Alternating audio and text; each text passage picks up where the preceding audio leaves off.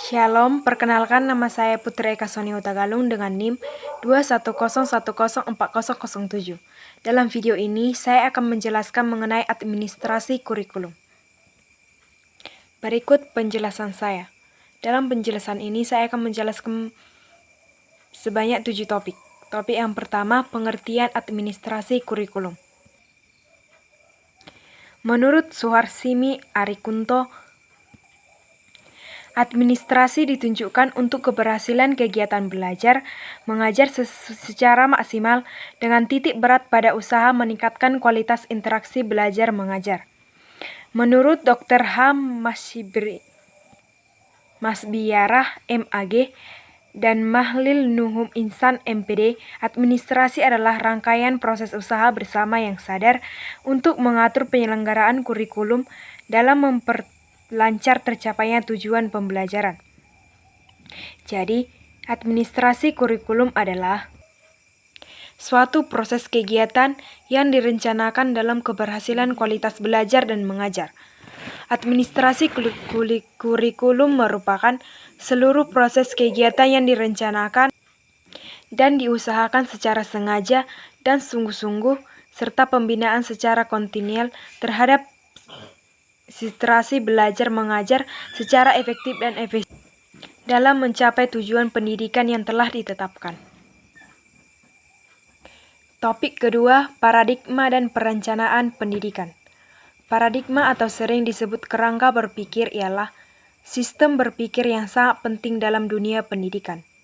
Ada 4 hal yang terencana dalam sistem berpikir, yaitu 1. Pemberdayaan manusia, 2. Pembelajaran sepanjang hayat, 3. Pendidikan untuk semua, 4. Pendidikan untuk pembangunan. Bukan hanya itu saja, ada hal utama yang meliputi hal tersebut, yaitu 1. Dari sentralisasi ke desentralisasi, di mana manajemen pendidikan dilaksanakan sejalan dengan proses demokrasiasi. 2. Dari kebijakan yang top-down ke kebijakan yang bottom-up. Berbagi inspirasi dan aspirasi, serta kebutuhan dana kepentingan umum, sesuai kondisi, potensi, dan aspek sekolah. Yang ketiga, dari orientasi pengembangan yang persal ke orientasi pengembangan yang holistik. Pendidikan diarahkan untuk pengembangan kesadaran, untuk bersatu dalam kemajemukan budaya, menjunjung tinggi nilai moral, kemanusiaan dan agama, kesadaran kreatif, produktif, dan kesadaran hukum. 1. Dari peran pemerintahan yang dominan ke peran serta masyarakat. 2. Dari lemahnya institusi non-sekolah ke pemberdayaan institusi masyarakat ditingkatkan melalui wawasan, sikap, kemampuan, dan komitmen yang berperan secara aktif dan bertanggung jawab. Topik ketiga, struktur dan fungsi kurikulum. Struktur kurikulum ialah konsep pengorganisasian konten dalam sistem belajar dan pengorganisasian beban belajar dalam sistem pembelajaran. Struktur kurikulum merupakan pengorganisasian kompetensi dasar, muatan pembelajaran, mata pelajaran, dan beban belajar pada setiap satuan pendidikan dan program pendidikan. Struktur kurikulum terdiri dari 1. Tujuan kurikulum.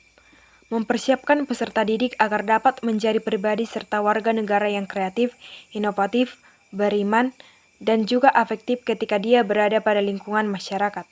Yang kedua, materi kurikulum. Merupakan pengetahuan ilmiah yang dapat diuji kebenarannya serta penunjang tercapainya tujuan pendidikan. Yang ketiga, strategi pembelajaran. Strategi yang diterapkan menunjuk pada metode dan peralatan yang digunakan dalam proses belajar dan mengajar. Yang keempat, organisasi kurikulum.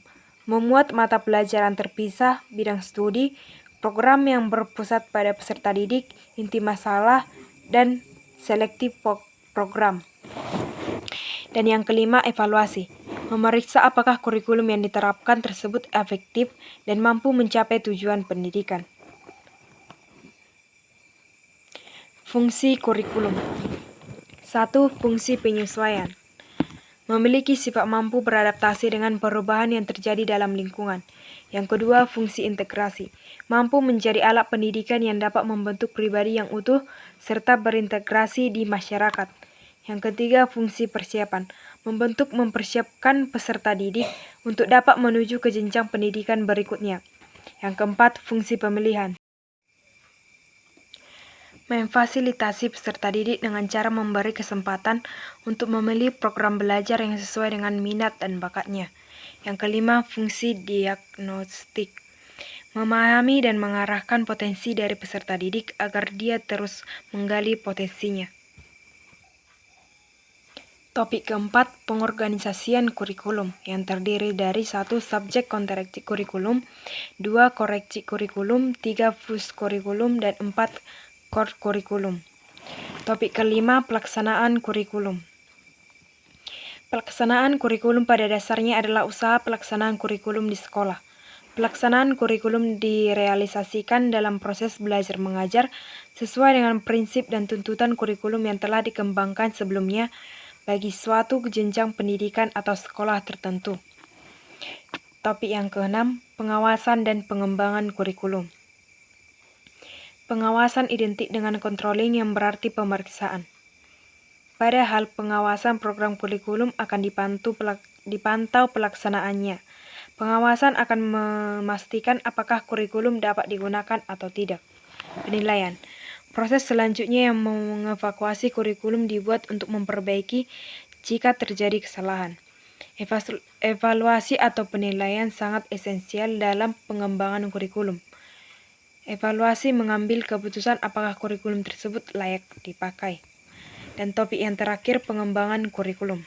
Pengembangan kurikulum merupakan proses perencanaan dan pengembangan kurikulum oleh kurikuler dan kegiatan kurikulum yang dihasilkan dapat menjadi bahan agar acuan yang digunakan pada tujuan pendidikan berjalan dengan baik. Pengembangan kurikulum dilakukan karena sikap kurikulum yang dinamis, selalu berubah dan menyesuaikan diri dengan perubahannya. Sekianlah yang dapat saya jelaskan. Saya ucapkan terima kasih.